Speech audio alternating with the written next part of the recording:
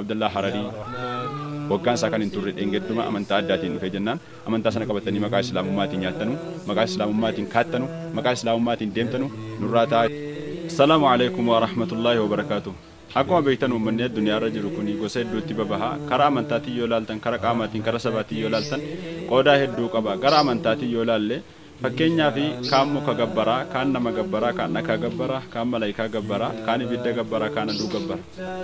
Kan rabbi isaa gabbaru ahla sunnaa wal jamaa firqaa naajiyaa xaa'ifaa mansuuraan ahla sunnaan wal jamaa'aan nuti alhamdulillahi rabbil aalamiin rabbii keenya gabbarra waallee biran qabnu wayittis rabbiin hin fakkeessinu waan inni ofii isaatiif nan qaba jedhee nutti hime ati hin qabdu jenneerraan morminu garuu immoo firqaa keessaa maqaa islaamummaatti of hirkisaa kan waan gabbaru hin qabnetu jira. Ofii isaatii rabbii ofii gabbaruu kan hin qabne jira jechuudha. Innis firqaa eenyuuti? Firqaa ahbaash, firqaa suufiyyaa jechuudha. Firqaa suufiyyaa mu'attiloonni guutummaan guututti jahmiyyaa mu'attilaan warri kun hunduu rabbii gabbaranu hin qaban. Maaliif? Rabbiin arshii irratti ol ta'ee akka jiru akka fawqii olii kanaa olitti akka ta'e jiru rabbi nutti hime jarri immoo lakkii sanaa olitti hin taane jedhan. Rabbi eessa jira jennaan asis hin jiru, eessas hin jiru, eessas hin jiru jedhu. Wanti isin gabbartan maal jennaan rabbi isa bakka hin qabne maal eessa hin qabne eessa ol hin jirre gad hin jirre jedhan. Wanni jarri gabbaraaranu maal ta'e dhabama gabbaraa jiran jechuudha.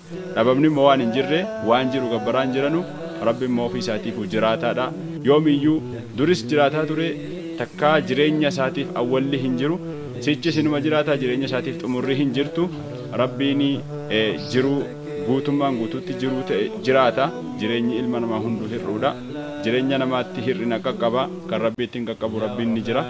Warri immoo rabbii keenya hin jiru jedhanii dhabamsiisanu jarrinu waan hin jirre gabbaraa jiranii rabbiin najaanu haa baasu. Firqaa ahbaash warri suufiyyoonni amma biyya keessa faffaca'anii jiran kun wanna adda addaa dubbii waliin fakkaanne wal fakkeessuudhaan sababaadhuma moolida adda addaa jedhanii ol utaalanii waan waliin fakkaanne wal fakkeessanii dubbii mushkilaan taane mushkilaa godhanii waan adda addaa dubbachuutti jiru jechuudha. Kanaaf nuti ahla sunnaa wal jamaa'aan warri sahaabaa nabiyyiitti hidhatu rasuula rabbiitti hidhatu rabbiitti illee nuti kan hidhannu kan karaa rabbii nu ajajerra deemnu alhamdulillahi rabbil aalamiin akka rabbiin keenya jedhaanuun jedhe ni jenna akka rabbiillee ofiin jedhe isaan ni jenna waan rabbi ofii isaatii sabachiifate ni sabachiisna waan ergamaan sabachiiseef ni sabachiifna jechuudha. Maaliif ilmi namaa tokko makhluuqni tokko rabbiin caala rabbiin beekuu hin danda'an. Rabbiin caala rabbiin beekuu hin danda'an yoon jedhu rabbi ofii isaatii isatu of beeka jechuudha. Yoo nama fudhatte fakkeenyaaf waan as dhiyoonsii dubbadha namuma yoo fudhatte ebelu wahii yoo ka'e an akkas yoo siin jedhe waan keessa ofii sitti hime lakki ati akkasii jedhee immoo namni biraa wayyoo sitti hime kan eewu fudhatta dubbii kan abbaa isa ofirraa of himeeti moo kan nama bakkeedhaa isa himeeti. Waahii namaa keessatti garuu namni osoma ta'e amma tokko wal wasafuu osoma danda'u kanumti namaatu asirratti kan caalu saahibul bayti adraamaa fil bayti jedhan abbaatu irraa of beeka.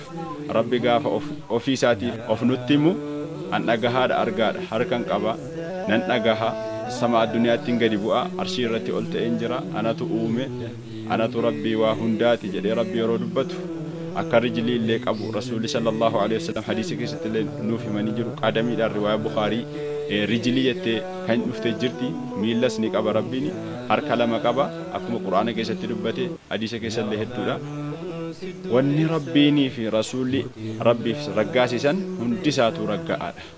Hundinuu ahla sunnaa wal jamaa'atti of hirkisa garuu dubbiin akkas miti. Ahla sunnaa wal jamaa jechuun warra waan rabbi sabachiiseef duwwaa rabbiif sabachiisanii kan rabbi ofirraa mormanuu waan rabbi immoo hin dubbatiin kan irratti hin dubbanne jechuudha. Nuti waan rabbiin dubbate duwwaa irratti gabaabbanna waan rabbi dhiise ni dhiisna. Kanaaf warri immoo firqaan ahbaashii hadhiya dudduubbiirra ifa galtee kan kaleessa Abdullah Harari waggaan isaa kan hin turre dheengeduma amantaa addaatiin dhufe jennaan amantaa sana qabatanii maqaa islaamummaatiin nyaattanu maqaa islaamummaatiin kaattanu maqaa islaamummaatiin deemtanu nurraa ta'a nutillee isin dhageenyu nutillee isin shaagalamaa hin jirru waahii islaamummaatiin deemu maqaa islaamummaatiin nyaachuun nurraa haa dhaabbatu. Dafii nu geessimi amma بيتي تنتي سنهما رحمتك قرامرو إن شاء الله أمن ترو سكاباتو جالبري ستو بك كن سري يا رحمن سنريزا ستيزا دفينو قسمي أما بيتي تنتي سنهما رحمتك قرامرو إن شاء الله من تنظر